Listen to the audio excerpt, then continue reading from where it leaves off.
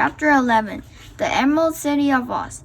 Even with eyes protected by the green spectacles, Dorothy and her friends were at first dazzled by the brilliancy of the wonderful city. The streets were lined with beautiful houses, all built of green marble and studded everywhere with sparkling emeralds. They walked over a pavement of the same green marble, and where the blocks were joined together were rows of emeralds, set closely and glittering in the brightness of the sun. The window panes were of green glass. Even the sky above the city had a green tint, and the rays of the sun were green. There were many people, men, women, and children walking about, and these were all dressed in green clothes and had greenish skins. They looked at Dorothy and her strangely assorted company with wondering eyes, and the children all ran away and hid behind their mothers when they saw the lion. But no one spoke to them. Many shops stood in the streets, and Dorothy saw that everything in them was green. Green candy and green popcorn were offered for sale, as well as green shoes, green hats, and green colors of all sorts. At one place, a man was selling green lemonade, and when the children bought it, Dorothy could see that they paid for it with green pennies. There seemed to be no horses nor animals of any kind. Instead, the men carried things around in little green carts, which they pushed before them. Everyone seemed happy and contented and prosperous. The guardian of the gates led them through the streets until they came to a big building, exactly in the middle of the city, which was the palace of Oz, the great wizard. There was a soldier before the door, dressed in a green uniform and wearing a long green beard. "Here are strangers," said the guardian of the gates to him. They demand to see the great Oz." "Step inside," answered the soldier, "and I will carry your message to him." So they passed through the gates and were led into the brick rooms of green carpets and lovely green furniture set with emeralds. The soldier made them all wipe their feet upon a great mat before entering this room. When they were seated, he said politely, "Please make yourselves comfortable while I go to the door of the throne room and tell Oz you're here." They had to wait a long time before the soldier returned. When at last he came back, Dorothy asked, "Have you seen Oz?" "Oh no," returned the soldier. "I have never seen him.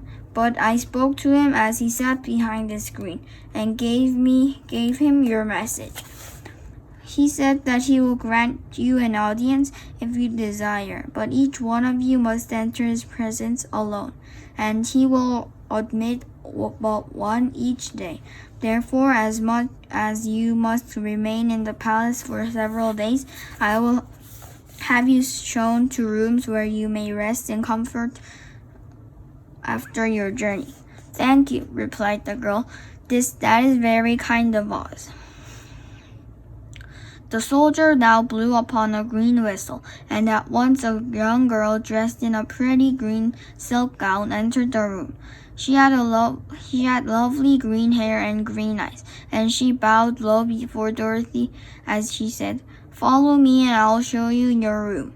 So Dorothy said goodbye to all her friends except Toto, and taking the dog in her arms, followed the green girl through 7 passages and up 3 flights of stairs until they came to a room at the front of the palace.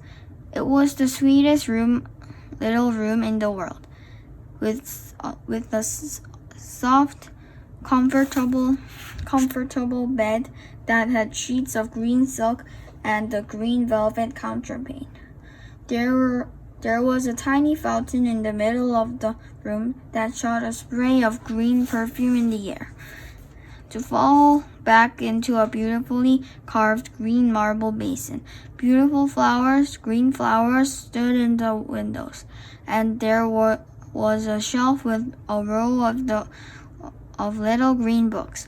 When Dorothy had time to open these books, she found them very full of queer green pictures that made her laugh.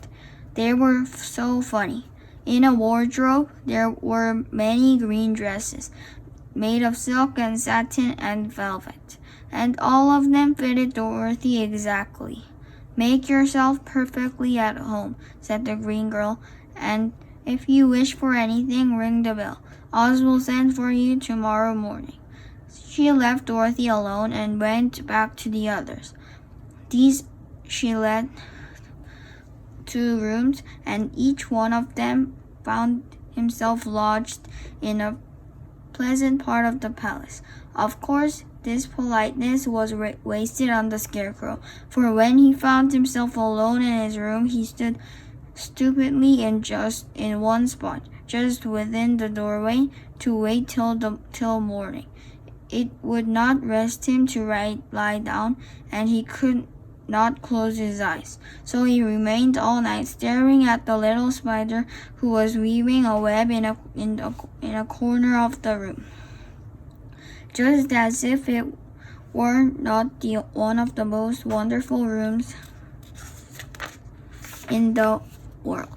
The Tin Woodman lay down on his bed from force of habit, for he remembered when he was made of flesh, not being able to sleep,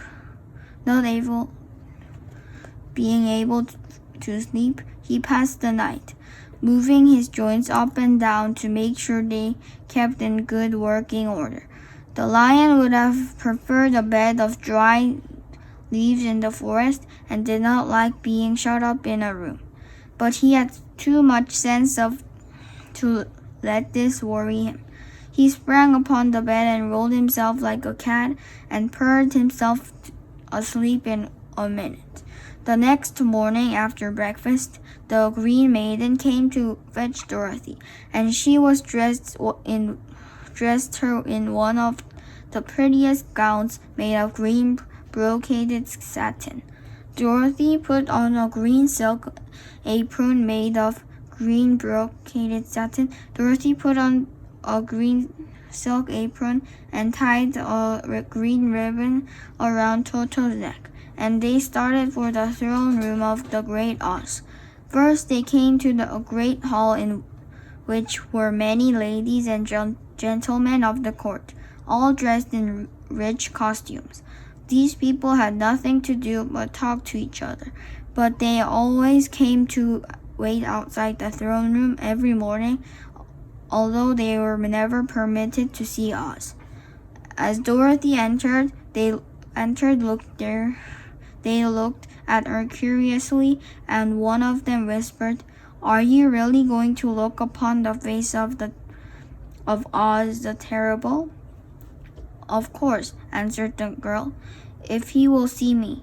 "Oh, he will see you," said the soldier who had taken a message to Oz, although he does not like to have people ask to see him. Indeed, at first he was very angry and said I should send you back where you came from. Then he asked me what you looked like, and when I mentioned your silver shoes, he was very much interested. At last I told him about the mark upon your forehead and decided he would admit you in his presence." Just then a bell rang, and the green girl said to Dorothy, That is the signal. You must go into the throne room alone." She opened the little door, and Dorothy walked boldly across through and found herself in a wonderful place. It was a big round room with a high arched roof, and the walls and ceiling and floor were covered with large emeralds set closely together. In the center of the roof was a great light, as bright as the sun, which made the emeralds sparkle in a wonderful manner. But what interested Dorothy most was the big throne of green marble that stood in the middle of the room. It was shaped like a chair and it sparkled with gems, as did everything else. In the center of the chair was an enormous head, without a body to support it, or any arms or legs whatever. There was no hair upon this head, but it had eyes and nose and mouth, and was much bigger than the head of the biggest giant. As Dorothy gazed upon this in wonder and fear, the eyes turned slowly and looked at her sharply and steadily. Then the mouth moved, and Dorothy heard a voice. "I'm Oz, the great and terrible. Who are you, and why do you seek me?" It was not such an awful voice as she had expected to come from the big head. So she took courage and answered, "I'm Dorothy, the small and meek. So I have come to you for help." The eyes looked at her thoughtfully for a full minute. Then said the voice, "Where did you get the silver shoes?" "I got them from the Wicked Witch of the East, when my house fell on her and killed her," she replied. "Where did you get the mark upon your forehead?" continued the voice. "That is where the Great Witch of the North kissed me, and when she bade me goodbye and sent me to you," said the girl. Again, the eyes looked at her sharply, and they saw she was telling the truth. Then Oz answered, "What do you wish me to do?" "Send me back to Kansas, where my Aunt Em and Uncle Henry are," she answered earnestly. "I don't like your country, although it is so beautiful, and I am sure Aunt Em will be dreadfully worried over my being away so long." The eyes winked 3 times, and then they turned up to the ceiling and down to the floor and rolled around so queerly that they seemed to see every part of the room. And at last they looked at Dorothy again. "Why should I do this for you?" asked Oz. "Because you're strong and I am weak. Because you are a great wizard and I am only a little girl.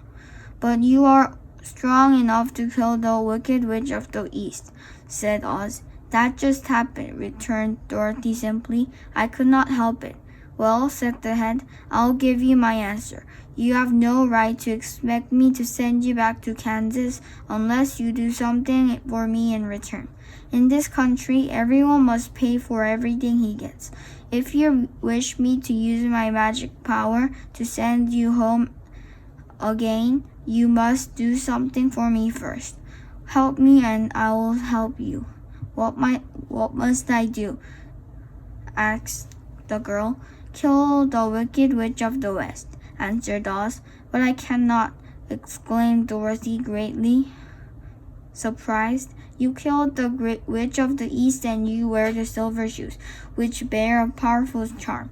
There is now but one Wicked Witch left in all this land. And when you can tell me she is dead, I'll send you back to Kansas, but not before." The little girl began to weep. She was so much disappointed, and the eyes winked again and looked upon her anxiously, as if the great Oz felt she could help him if she would. "I never killed anything willingly," she sobbed. "Even if I wanted to, how could I kill the Wicked Witch? If you, who are the great and terrible, cannot kill her yourself, how do you expect me to do it?" "I do not know," said the head. "However, that is my answer. And until the Wicked Witch dies, you must not see your uncle and aunt again. Remember that the witch is wicked, tremendously wicked, and ought to be killed. Now go, and do not ask to see me again until you have done your task."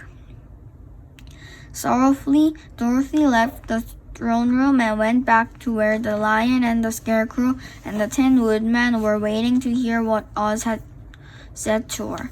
"There is no hope for me," she said sadly, "for Oz will not send me home until I have killed the Wicked Witch of the West, and that I can never do."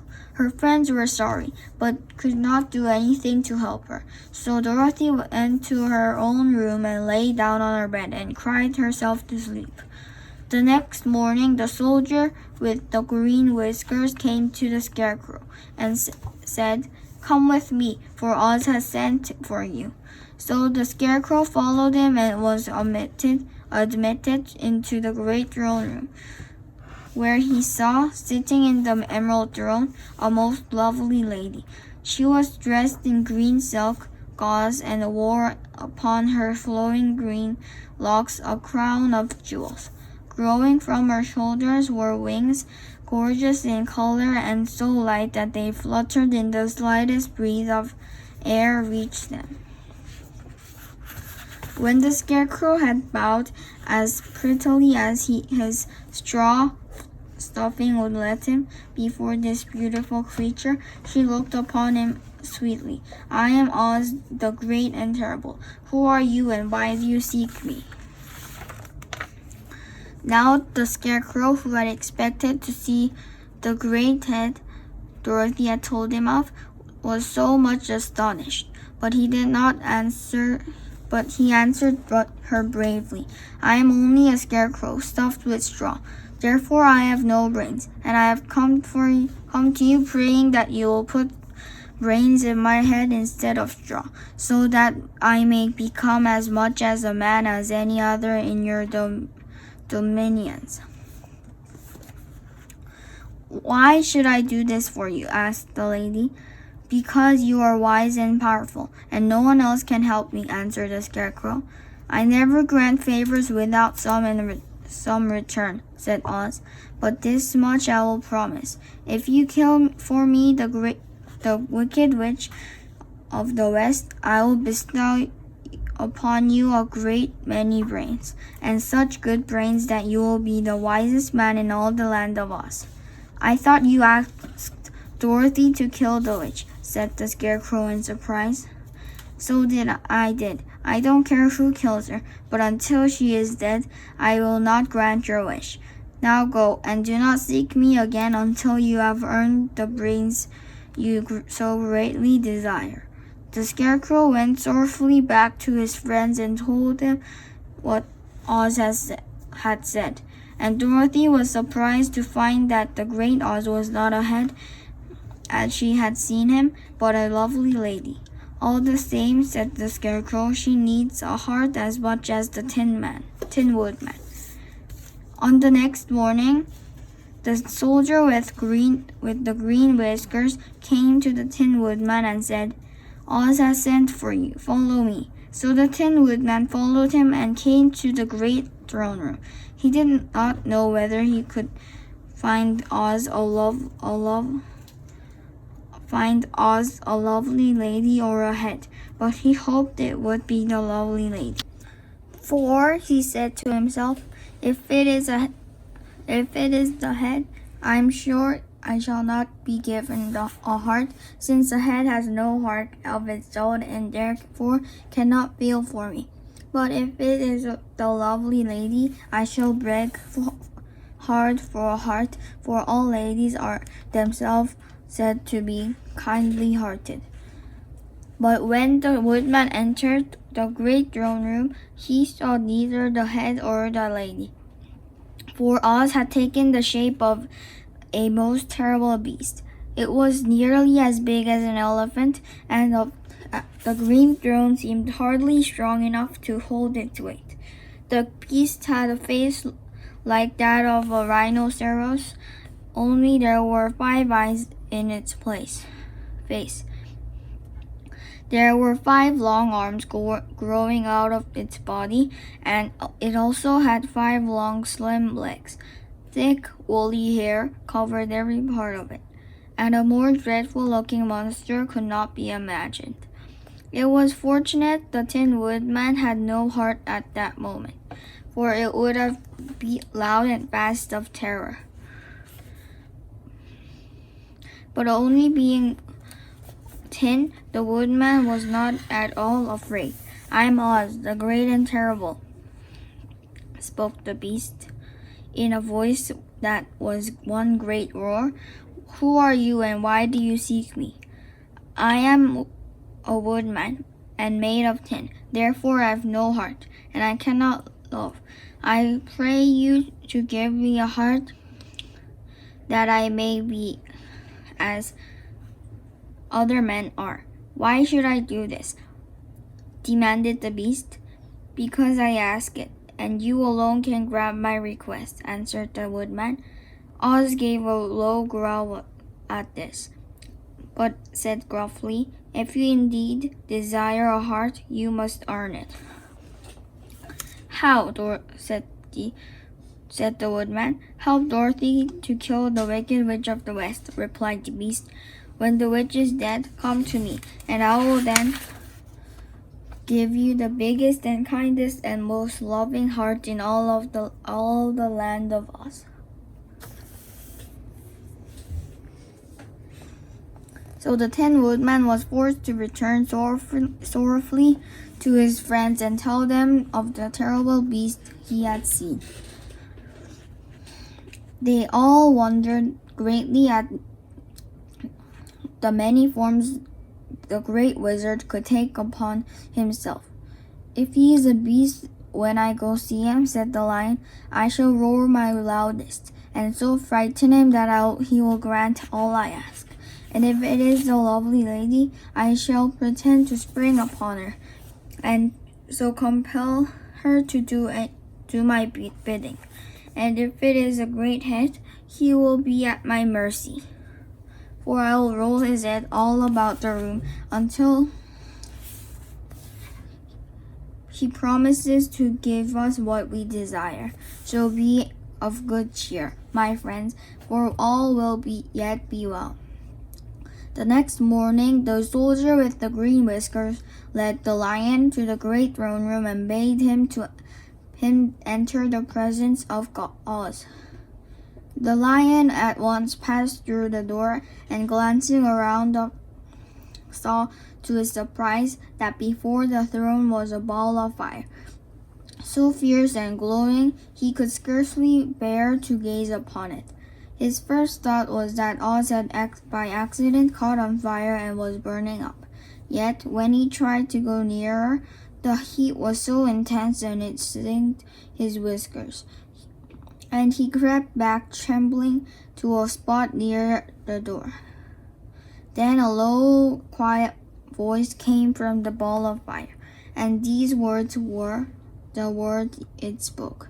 "I am Oz, the great and terrible. Who are you and why do you seek me?"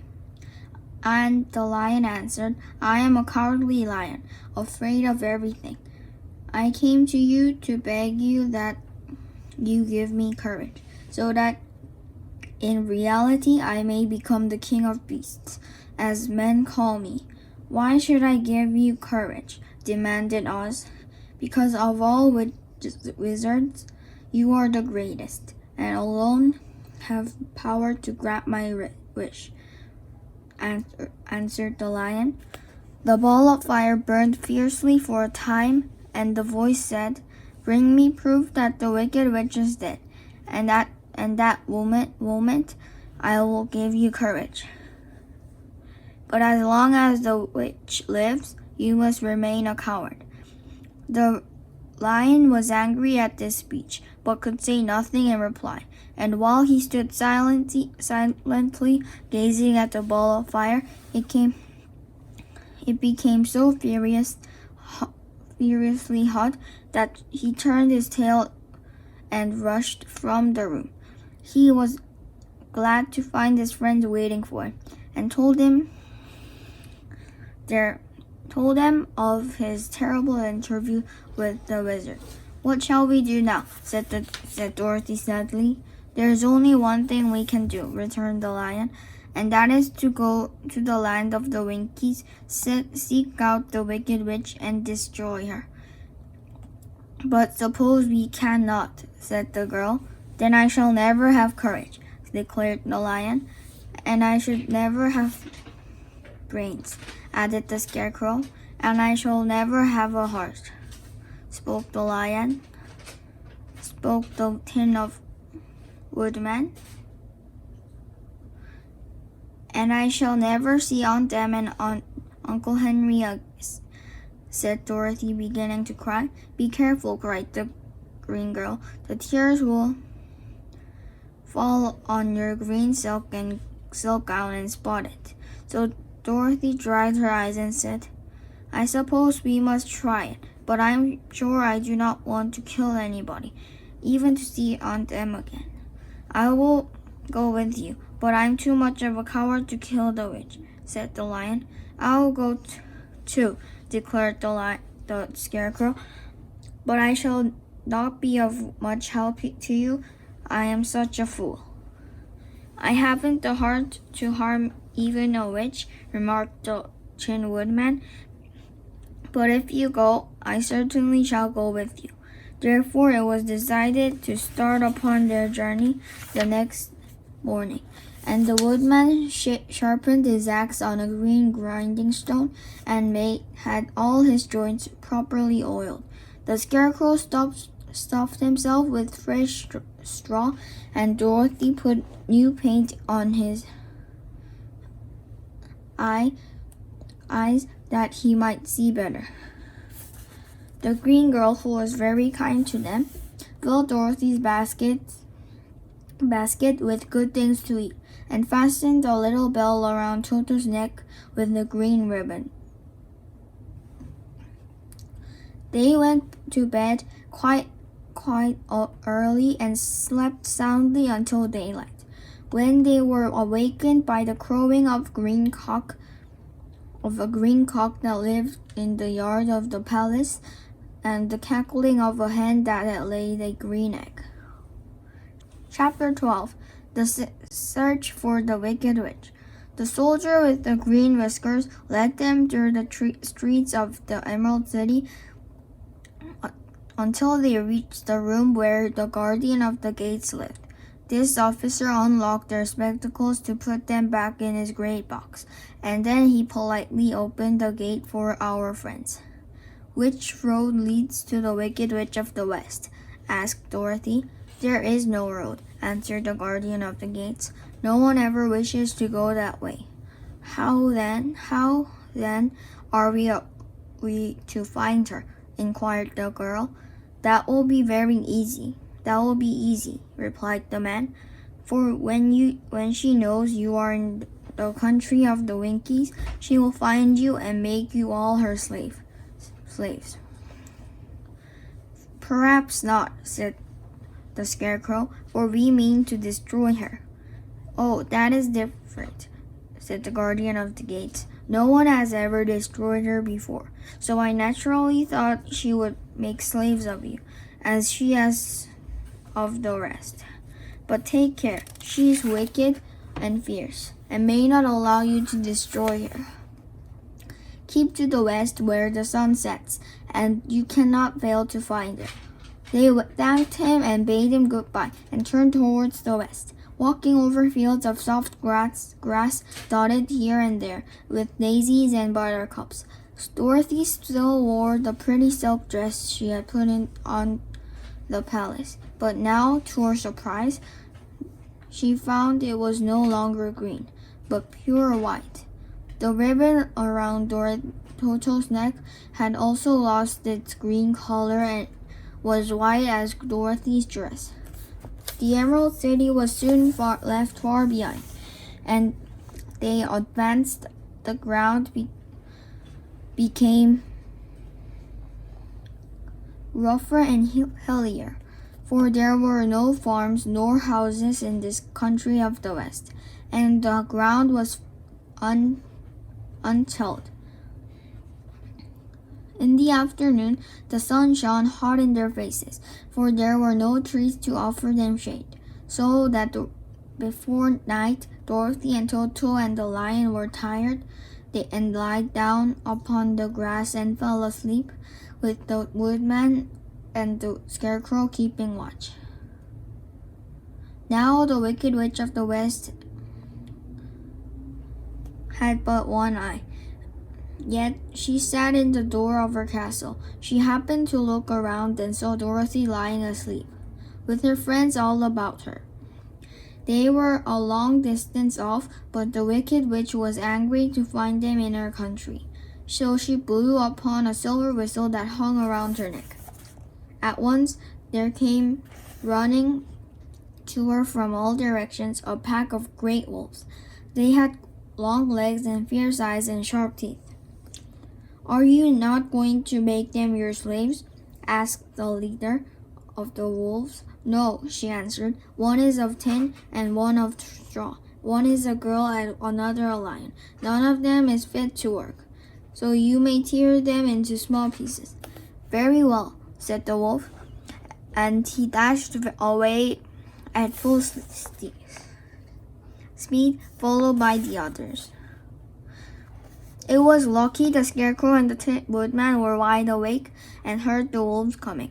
"This is my fight," said the Woodman, "so get behind me and I'll meet them as they come." He seized his axe, which he had made very sharp, and as the leader of the wolves came on the Tin Woodman, swung his arms and soon chopped the wolf's head from its body, so that it immediately died. As soon as he could raise his axe, another wolf came up, and he also fell under the sharp edges of the Tin Woodman's weapon. There were 40 wolves, and 40 times a wolf was killed, so that at last they all lay dead in the heap before the Woodman. Then he put down his axe and besides the Scarecrow, who said, "It was a good fight, friend." They waited until Dorothy awoke the next morning.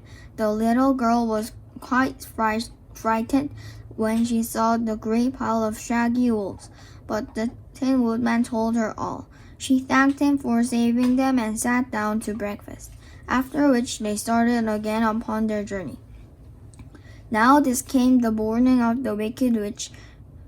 The same morning, the Wicked Witch came to the door of her castle, and looked out with her one eye that could see far off. She saw all wolves lying dead, and the strangers still traveling through her country. This made her angrier than before, and she blew her silver whistle twice. Straight away, a great flock of wild crows came flying up toward her, enough to darken the sky. And the Wicked Witch said to the King Crow, "Fly at once to the strangers, pick out their eyes and tear them to pieces." The wild crows flew in one great flock towards Dorothy and her companions. When the little girl saw them coming, she was afraid.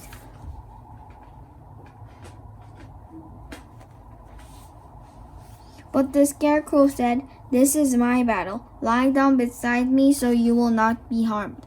So they all lay upon the ground except the Scarecrow, and he stood up and stretched out his arms. And when the crows saw him, they were frightened, as these birds were always by scarecrows and frightened, as these birds always are by scarecrows, and did not dare to come any nearer. But the King Crow said, "It is only a stuffed man. I'll peck his eyes out."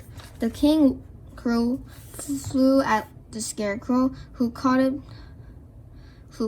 by the head and twisted its neck until it died. And so then another crow flew at him, and the Scarecrow twisted its neck also. There were 40 cows, and 40 times the Scarecrow twisted a neck, until at last all were lying dead besides him. Then he called to his companions to rise, and again they went upon their journey. When the wicked witch looked out again and saw all her crows lying in a heap, she got into a terrible rage and blew 3 times upon her silver whistle. Forthwith there was heard of a great buzzing in the air, and a swarm of black bees came flying towards her. Go to the strangers and sting them to death, commanded the witch, and the bees turned and flew rapidly until it came to where Dorothy and her friends were walking. But the woodman had seen them coming, and the scarecrow decided what to do. Take out my straw and scatter it upon the little girl and the dog and the lion, he said to the woodman, and bees cannot sting them. This the woodman did, and as Dorothy lay close behind the lion and held Dodo in her arms, the straw covered them entirely. The bees came and found no one but the woodman to sting. So they flew at him and broke off their stings against the tin, without hurting the woodman at all. And as bees cannot live when their stings are broken, that was the end of the black bees, and they lay scattered thick about the woodman like little heaps of fine coal. Then Dorothy and the lion got up, and the girl helped the Tin Woodman put the straw back into the scarecrow again, until he was as good as ever. So they started upon their journey once more. The wicked witch was so angry when she saw her black bees in little heaps like fine coal that she stamped her foot and tore her hair and gnashed her teeth. And then she called a dozen of her slaves, who were the Winkies, and gave them sharp spears, telling them to go to the strangers and destroy them. The Winkies were not a brave people, but they had to do as they were told. So they marched away until they came near to Dorothy. Then the lion gave a great roar and sprang towards them, and the poor Winkies were so frightened that they ran back as fast as they could. When they returned to the castle, the wicked witch beat them well with the strap and sent them back to their work, after which she sat down to think of what she would do next. She could not understand how all her plans to destroy these strangers had failed. However, she was a powerful witch, as well as a wicked one, and she soon made up her mind how to act. There was in her cupboard a golden cap with a circle of diamonds and rubies running around it. This golden cap had a charm. Whoever owned it could call 3 times upon the winged monkeys, who would obey any order they were given. But no person could command these strange creatures more than 3 times. Twice already the wicked witch had used the charm of the cap. Once was when she had made the Winkies her slaves, and set herself to rule over the country. The winged monkeys had helped her do this. The second time was when she had fought against the great Oz himself and driven him out of the land of the West. The winged monkeys had also helped her in doing this. Only once more could she use this golden cap, for which reason she did not like to do so until all her other powers were exhausted. But now that her fierce wolves and her wild crows and her stinging bees were gone, and her slaves had been scared away by the cowardly lion, she said that there was only one way left to destroy Dorothy and her friends. So the wicked witch took the golden cap from her cupboard and placed it slowly upon her head. Then she stood upon her left foot and said slowly, Epi pep pikake. Next she stood on her right foot and said, Hello, hello, hello. After this, she stood on both feet and cried in a loud voice, "Zizzy, zazzy, zik." Now the charm began to work. The sky was darkened, and the low rumbling sound was heard in the air.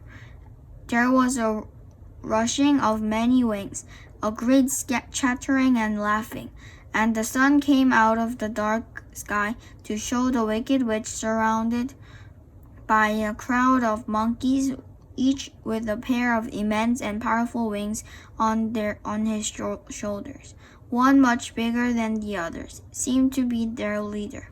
He flew close to the witch and said, "You have called us for the third and last time. What do you command?" "Go to the strangers who are within my land and destroy them, all except the lion," said the wicked witch. "Bring that beast to me, for I have mind to harness him like a horse and make him work." "Your commands shall be obeyed," said the leader. Then, with a great deal of chattering and noise, the winged monkeys flew away to the place where Dorothy and her friends were walking. Some of the monkeys seized the Tin Woodman and carried him through the air until they were over a country thickly covered with sharp rocks. Here they dropped the poor woodman, who fell a great distance to the rocks, where he lay so battered and dented that he could neither move nor groan. Others of the monkeys caught the scarecrow and with their long fingers pulled all of the straw out of his clothes and head. They made his hat and boots and clothes into a small bundle and threw it into the top branches of a tall tree. The remaining monkeys threw a piece of stout rope around the lion and wound many coils about his body and head and legs, until he was unable to bite or scratch or struggle in any way. Then they lifted him up and flew away with him to the witch's castle, where he was placed in a small yard with a high iron fence around it so that he could not escape. But Dorothy they did not harm at all. She stood with Toto in her arms, watching the sad fate of her comrades and thinking it would soon be her turn. The leader of the winged monkeys flew up to her, his long hairy arms stretched out and his ugly face grinning terribly. But he saw the mark of the good witch's kiss upon her forehead and stopped short, motioning the others not to touch her.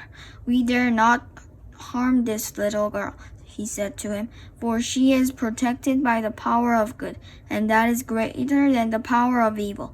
All we can do is carry her to the castle of the wicked witch and leave her there." So carefully and gently they lifted Dorothy in their arms and carried her swiftly through the air and until they came to the castle, where they set her down upon the front doorstep. Then the leader said to the witch, "We have obeyed you as far as we were able. The Tin Woodman and Scarecrow are destroyed, and the lion is tied up in your yard. The little girl we dare not harm, nor the girl she carries in her arms. Your power over our band is now ended, and you will never see us again." Then all the winged monkeys with much laughing and chattering noise, flew into the air and were soon out of sight. The wicked witch was both surprised and worried when she saw the mark on Dorothy's forehead, for she knew that neither the winged monkeys nor she herself dare hurt the girl in any way. She looked down at her feet and, seeing the silver shoes, began to tremble with fear, for she knew what a powerful charm belonged to them. At first the witch was tempted to run away from Dorothy, but she happened to look into the child's eyes and saw how simple the soul behind them was, and that the little girl did not know of the wonderful powers the silver shoes gave her. So the wicked witch laughed to herself and thought, "I still can make her my slave, for she does not know how to use her power." Then she said to Dorothy harshly and severely, Come with me and see that you mind everything I tell you. If you do not, I will make an end of you, as I did of the Tin Woodman and the Scarecrow. Dorothy followed her many of the beautiful rooms in her castle until they came to the kitchen, where the witch bade her clean the pots and kettles and sweep the floor and keep the fire fed with wood. Then Dorothy went to work meekly, with her mind made up to work as hard as she could, for she was glad the Wicked Witch had decided not to kill her. With Dorothy hard at work, the witch thought she would go into the courtyard and harness the Cowardly Lion like a horse. It would amuse her, she was sure, to make him draw her chariot whenever she wished to go to drive. But as she opened the gate, the lion gave a loud roar and bounded at her so fiercely that the witch was afraid, and ran out and shut the gate again. If I cannot harness you, said the witch to the lion, speaking through the bars of the gate, I can starve you. You shall have nothing to eat until you do as I wish. So after that, she took no food to the imprisoned lion. But every day she came to the gate at noon and asked, Are you ready to be harnessed like a horse? And the lion would answer, No. If you come in this yard, I will bite you. The reason the lion did not have to do as the witch wished was that every night, while the woman was asleep, Dorothy carried him fruit from the cupboard. After he had eaten, he would lie down on his bed of straw, and Dorothy would lie beside him and put her head on his soft, shaggy mane, while they talked of their troubles and tried to plan some way to escape. But they could not find no way to get out of the castle. They could find no way to get out of the castle, for it was constantly guarded by the Yellow Winkies, who were slaves of the Wicked Witch and too afraid of her not to do as she told them. The girl had to work hard during the day, and often the witch threatened her to beat her with the same old umbrella she always carried in her hand. But in truth, she did not dare to strike Dorothy because of the mark upon her forehead. The child did not know this, and was full of fear for herself and Toto. Once the witch struck Toto a full blow with her umbrella, and the brave little dog flew at her and bit her leg in return. The witch did not bleed where she was bitten, for she was so wicked that her blood in her had dried up many years before.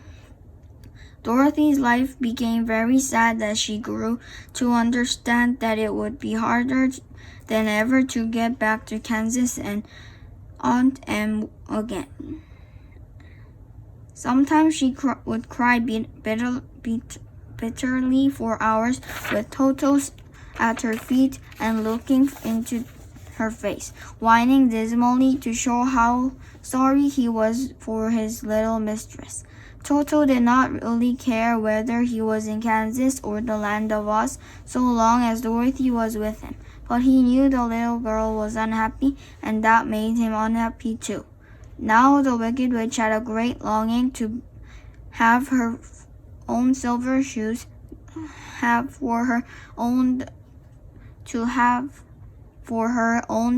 silver shoes which the girl always wore.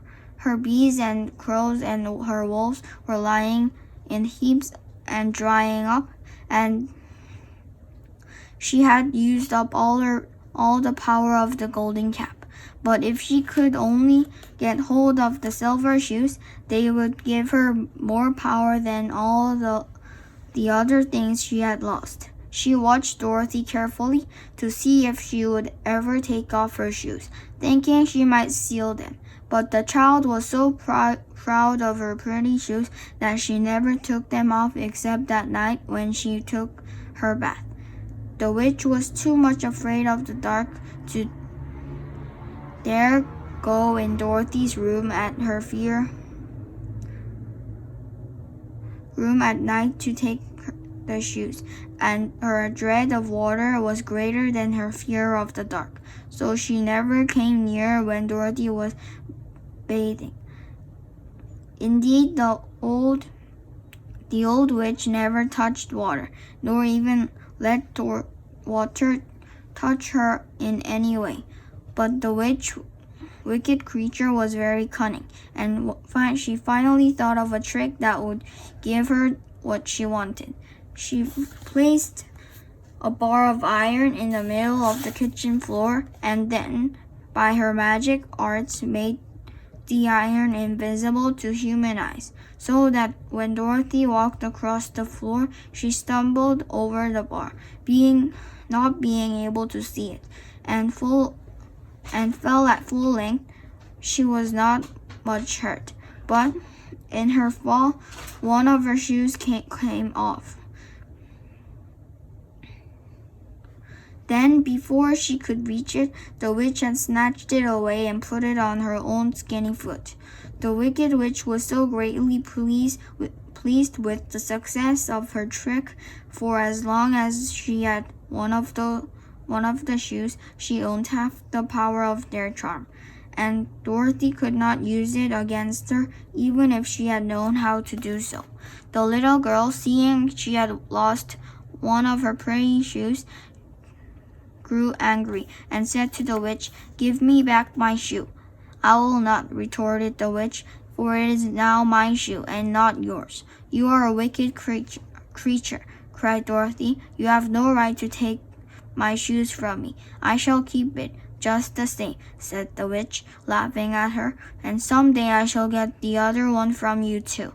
This made Dorothy so very angry that she picked up the bucket of water that stood near her and dashed it over the witch, wetting her from head to foot. Instantly, the wicked woman gave a loud cry of fear, and then, as Dorothy looked at her in wonder, the witch began to shrink and fall away. "See what you have done," she screamed. "In a minute I shall melt away." "I am very sorry indeed," said Dorothy, who was truly frightened to see the witch actually melting away like brown sugar before her very eyes. "Didn't you know water would be the end of me?" asked the witch in a wailing, despairing voice. "Of course not," answered Dorothy. "How should I?" "Well, in a few minutes I shall be all melted, and you will have the castle to yourself. I have been wicked in my day, but I have never thought a little girl like you would ever be able to melt me and end my wicked deeds. Look out, here I go." With these words, the witch fell down in a brown, melted, shapeless mass and began to spread over the clean boards of the kitchen floor. Seeing that she had really melted away to nothing, Dorothy drew another bucket of water and threw it over the mess. She then swept it all out of the floor after picking out the silver shoe, which was all that was left of the old woman. She cleaned it and dried it with a cloth and put it on her foot again. Then, being at last free to do as she chose, she ran out of the courtyard to tell the lion that the wicked witch of the west had come to an end, and that they were no longer prisoners in a strange land. Chapter 13, The Rescue. The Cowardly Lion was much pleased to hear that the wicked witch had been melted by a bucket of water, and Dorothy at once unlocked the gate of his prison and set him free. They went in together to the castle, where Dorothy's first act was to call the Winkies together and tell them that they were no longer slaves. There was great rejoicing among the yellow Winkies, for they had been made to work hard during many years for the wicked witch, who had always treated them with great cruelty. They kept this day as a holiday then and ever after, and spent the time in feasting and dancing. If our friends, the Scarecrow and the Tin Woodman, were only with us, said the lion. "I should be quite happy." "Don't you suppose we could rescue them?" asked the girl anxiously. "We can try," answered the lion. So they called the yellow Winkies and asked them if they would help to rescue their friends. And the Winkies said that they would be delighted to do all in their power for Dorothy, who had set them free from bondage. She chose a number of Winkies who looked as if they knew the most, and they all started away. They traveled that day and part of the next until they came to the rocky plain where the Tin Woodman lay all battered and bent. His axe was near him, but the blade was rusted and the handle was broken off short. The Winkies lifted him tenderly in their arms and carried him back to the yellow castle again. Dorothy shedding a few tears by the way, the sad plight of her old friend, and the lion looking sober and sorry. When they reached the castle, Dorothy said to the Winkies, "Are any of your people tinsmiths?" "Oh yes, some of us are very good tinsmiths," they told her. "Then bring them to me," she said. And when the tinsmiths came, bringing them all their tools and in baskets, she inquired, "Can you straighten out those dents in the Tin Woodman and bend him back into shape again and solder him together where he is broken?" The tinsmith looked the Woodman over carefully and then answered that they thought they could mend him so he would be as good as ever. So they set to work in one of the big yellow rooms of the castle and worked for 3 days and 4 nights, hammering and twisting and bending and soldering and polishing and pounding and twisting and bending and soldering and polishing and pounding at the legs and body and head of the Tin Woodman, until at last he was straightened out into his old form and his joints worked well as ever. To be sure, there were several patches on him, but the tinsmiths did a good job. As the Woodman was not a vain man, he did not mind the patches at all. When at last he walked into Dorothy's room and thanked her for rescuing him, he was so pleased that he wept tears of joy, and Dorothy had to wipe every tear carefully from his face with her apron so the joints would not be rusted. At the same time, her own tears fell thick and fast at the joy of meeting her old friend again, and these tears did not need to be wiped away. As for the lion, he wiped his eyes so often with the tip of its tail that it became quite wet, and he was obliged to go out into the courtyard and hold it in the sun until it dried. "If he only had the Scarecrow with us again," said the Tin Woodman. When Dorothy had finished telling him everything that had happened, "I should be quite happy." "We must try to find him," said the girl. So she called the Winkies to help her, and they walked all that day and part of the next until they came to the tree in the branches in which the winged monkeys had tossed the Scarecrow's clothes.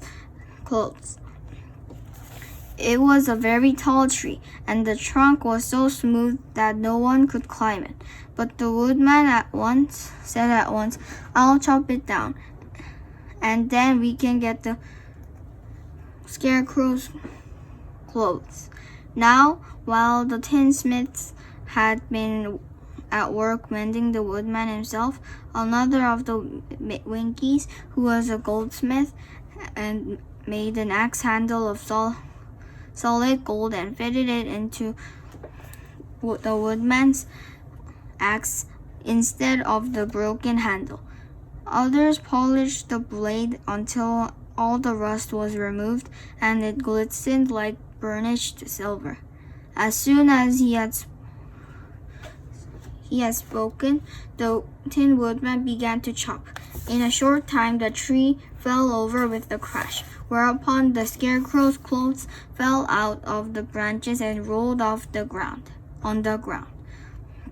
Dorothy picked them up and had the Winkies carry them back to the castle, where they were stuffed with nice clean straw, and behold, here was the Scarecrow, as good as ever, thanking them over and over again for saving him.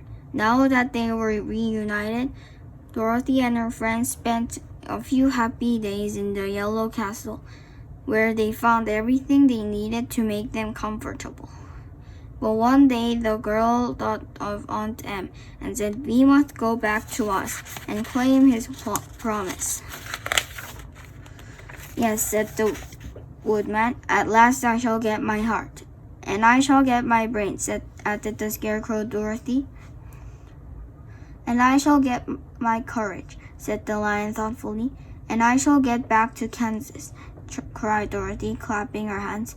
"Oh, let us start for the Emerald City tomorrow." This they decided to do. The next day they called the Winkies together and bade them goodbye. The Winkies were very sorry to have them go, and they had grown so fond of the Tin Woodman that they begged him to stay and rule over them and the Yellow Land of the West.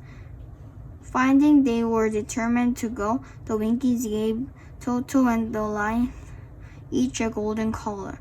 To Dorothy, they presented a beautiful bracelet studded with diamonds, and to the Scarecrow they gave a gold-headed walking stick to keep him from stumbling, and the Tin Woodman they offered a silver oil can inlaid with silver and set with precious jewels. Every one of the travelers made the Winkies a pretty speech in return, and all shook hands with them until their arms ached. Dorothy went to the witch's cupboard to fill her basket with food for a journey, and there she saw the golden cap. She tried it on her own head and found that it fit her exactly. She did not know anything about the charm of the golden cap, but she saw that it was pretty, so she made up her mind to wear it and carry the sunbonnet in the basket. Then, being prepared for the journey, they all started for the Emerald City, and the Winkies gave them 3 cheers and many good wishes to carry with them.